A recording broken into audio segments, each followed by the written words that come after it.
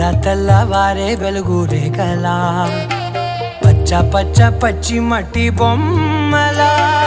అల్లి బిల్లి వెన్న పాల నురగలా అచ్చ తెలుగు ఇంటి పూల కొమ్మలా దేవదేవుడే పంపగా ఇలా దేవతే మా ఇంట అడుగే పెట్టెనంట బ్రహ్మ కళ్ళలో కాంతులే మా అమ్మలా మా కోసం మళ్ళీ లాలి పాడేనంట.